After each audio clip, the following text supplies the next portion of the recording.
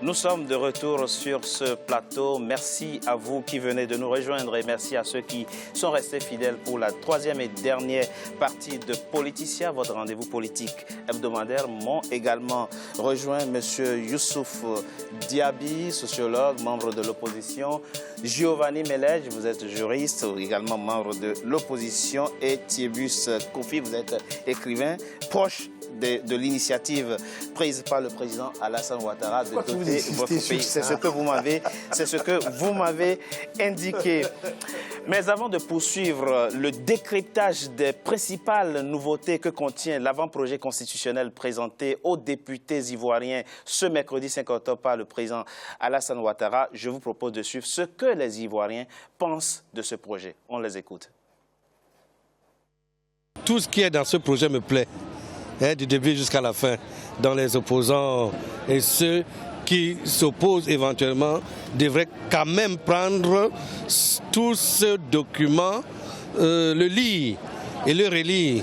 Je pense que le chef de l'État il a bien expliqué le contenu et les objectifs atteints. Je pense que pour un pays qui sont d'une crise pendant plus de 10 ans, il était temps qu'on mette les institutions en place pour aider à parfaire que la réconciliation et que la paix, vraiment la stabilité soit définitivement installée pour le pays. La Côte d'Ivoire était très loin. Bon, depuis Vauboigné ici, c'est qu'il n'y a pas eu trop de problèmes. Et depuis, à partir de, c'est pas 2000, bon, la Côte d'Ivoire n'est plus ce qu'elle est. Il y a d'autres citoyens, il y a d'autres Ivoiriens qui sont en exil, il y a d'autres qui sont en prison. Et puis, bon, mais vraiment, la Côte d'Ivoire, vraiment, c'est pas encore trop ça. Je pense qu'on devait régler tous ces problèmes-là d'abord, avant de parler d'une nouvelle constitution. C'est une bonne chose parce qu'il y a eu beaucoup de problèmes dans ce pays. Il y a eu le problème des I, du O et du A. Je pense que s'ils peuvent remédier à ça pour que ce pays soit en paix, pour qu'il n'y ait plus de conflits, pour qu'il n'y ait plus de dissensions au niveau des partis d'opposition, qu'il y ait une paix véritable dans ce pays, c'est une très bonne chose. Mais je pense à mon humble avis qu'il est inopportun pour l'instant d'avoir cette constitution-là. Voilà, moi c'est ce que je pense. Compte tenu des réalités que nous vivons, surtout la pauvreté grandissante de la population, au niveau de la population, la base de la population, les gens n'arrivent pas à joindre les deux bouts. Donc par rapport à ces éléments-là, on souhaiterait qu'ils puissent reporter cette réforme de constitution à une prochaine fois. Ils n'ont qu'à nous montrer les projets de loi, travailler en tant que tel. Mais les constitutions qu'on change à tout bout de champ, là, ça signifie quoi? Moi-même, je ne comprends même pas quand on change une constitution par rapport à quoi. On t'a voté pour un truc, il faut le faire et puis on va voir ton travail. Nous, en tout cas, moi, c'est ce que moi je vois quoi. Sinon que changer ça et là, tout ça là. Même quand tu changes la constitution, pour finir, tu cherches quoi? Qu'est-ce que ça dit? Ton idée, tu nous as montré une idée et puis on t'a voté par rapport à ça.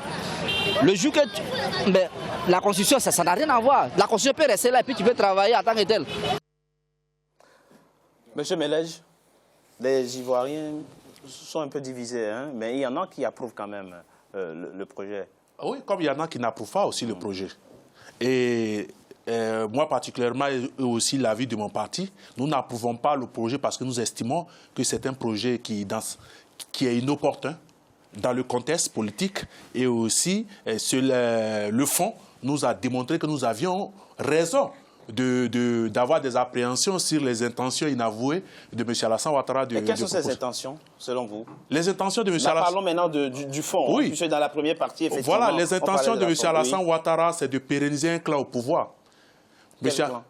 Son clan politique. Pourquoi vous dites ça? Parce que ce sont les Ivoiriens qui élisent leurs représentants et leurs présidents. Les Ivoiriens élisent leurs représentants, certes. Mais n'oubliez pas, et je me fie à ce que M. Laurent Gbagbo, son Excellence, le président Laurent Gbagbo a dit, la démocratie, c'est aussi le peuple qui va voter, mais c'est aussi les institutions qu'on met en place qui proclament ce que le peuple a décidé. Et dans ce cas-là... Quelle est la disposition de cet avant-projet qui fait croire que le président Alassane Ouattara veut faire pérenniser son camp au pouvoir? Mais c'est simple. Vous voyez le contenu. Dans le contenu, par exemple, lorsque vous prenez les uns et les autres en ont discuté le Sénat, lorsqu'on veut établir, on veut nommer des personnes au Sénat, lorsque on enlève toute la... Le Sénat ne peut pas décider de l'issue du consultation présidentielle. Ah non, je viens. Je n'ai pas encore fini. Je parle. Le Sénat est un organe législatif, donc il détermine les lois qui régissent la société. Mais je pars sur ça. et je choisis par exemple la commission électorale indépendante. Tout le monde est d'accord que dans l'histoire récente de la Côte d'Ivoire, les élections sont le fondement de nos palabres. Lorsqu'il y a les élections en Afrique, en Côte d'Ivoire, il y a toutes sortes de stupeurs, d'émotions. Il aurait fallu alors que je vois dans l'intention du président de cette lumière de vouloir donner à cette commission électorale indépendante une indépendance ou une autonomie, en institutionnalisant par exemple la commission électorale indépendante, en la rendant autonome. Mais là, dans l'avant-projet, on a créé des institutions comme la Chambre des rois, on a créé des institutions comme le Sénat, mais on n'a plus le soin d'appuyer dans l'avant-projet que la commission électorale indépendante est une structure administrative, donc sous tutelle. Alors, Monsieur Kofi, oui, l'une des nouveautés du test, c'est la suppression du fameux article 35 qui est reformulé par l'article 55, notamment sur la question de l'éligibilité du président de la République en Côte d'Ivoire. Et le test dit ceci: pour être candidat à la présidentielle, il faut être né de père ou de mère ivoirien d'origine. Oui, qu'est-ce qui inspire la réécriture de l'article 35? Je ne sais pas très bien, mais je pense que c'est en référence à l'histoire de notre pays. Il se trouve que pour des raisons historiques que nous savons, ce pays se présente un peu comme une terre de métissage, une terre de brassage. Et je pense que tous ceux qui dirigent aujourd'hui la Côte d'Ivoire pensent à la Côte d'Ivoire qui sera dans 40 ans, 50 ans.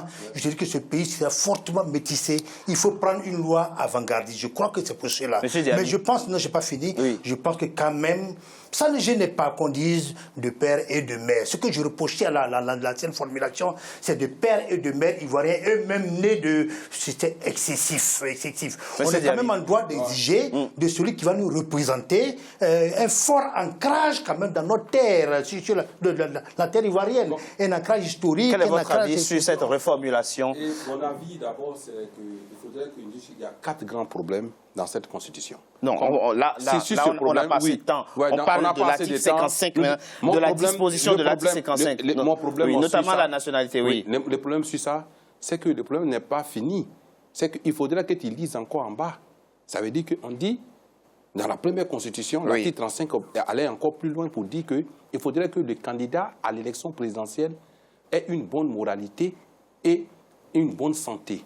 Or, actuellement, dans cette constitution actuelle que Ouattara vient de nous dire, il nous dit que ceux qui ont fait le braquage de la BCAO à Kourougou et à Man peuvent être président de la République de la Côte d'Ivoire. Il a dit ça. Il nous dit, oui, quand il dit oui, non, mais là, on ne peut pas.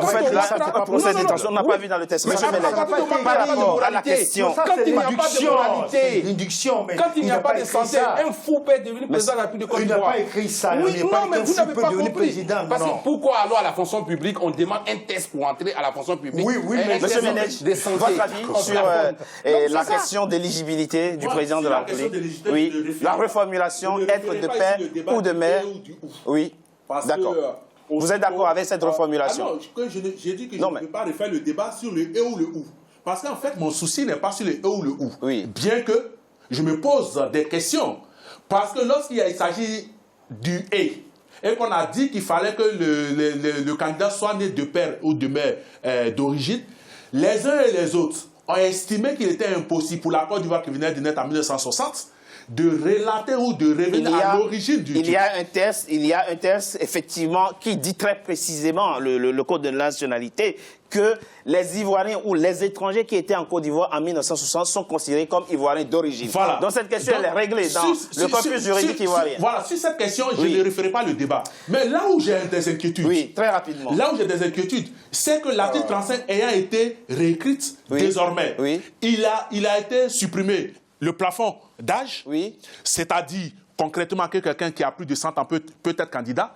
Il est difficile à quelqu'un qui a plus de 100 ans de postuler quand même. Si, il peut être candidat tant que la loi ne lui interdit pas. D'accord. Il est aussi permis à quelqu'un qui n'est pas en bonne santé physique de le faire, puisque la segmentation au niveau des médecins a été... Avant de finir, permettez-moi de prendre encore en ligne M.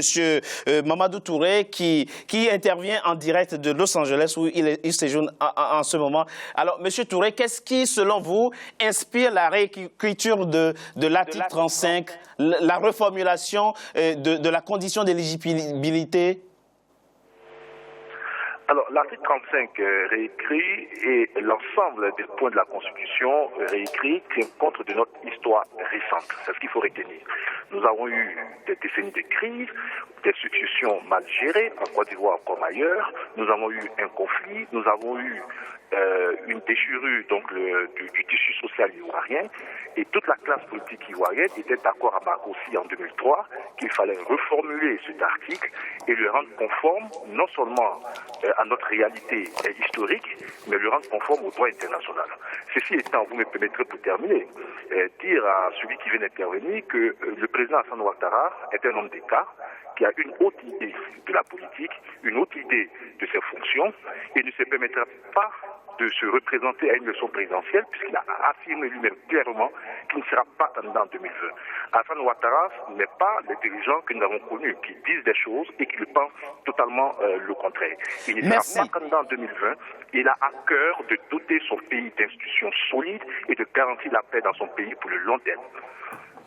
Merci à vous, Monsieur Mamadou Touré. Alors très rapidement pour finir, et ce sera le dernier mot, dans le monde ouvert aujourd'hui, où des Ivoiriens épousent des femmes d'origine étrangère, ou des Ivoiriennes épousent des hommes d'origine étrangère, les enfants qui naissent de ces unions sont-ils moins légitimes que les autres à servir leur pays, la Côte d'Ivoire, la magistrature suprême? La question n'est pas à ce niveau. La question, elle est où? La question n'est pas à ce niveau. Quand M. Touré Mamadou dit tout de suite là que M. Ouattara a une haute considération de l'État de Côte d'Ivoire, je dis non. M. Ouattara n'a pas... Répondez à ma question. Non, mais répondez. M. Ouattara n'a pas une haute... Bon, vous ne voulez pas répondre à la question. M. Giovanni. Parce que M. Kofi nous parle effectivement de la Côte d'Ivoire de demain qui sera une Côte d'Ivoire métissée. Mais j'ai tenté de vous dire tout à l'heure que l'article 35 aurait eu mon approbation si cet article-là avait le contenu de l'article 35 passé, seulement en enlevant le « et ».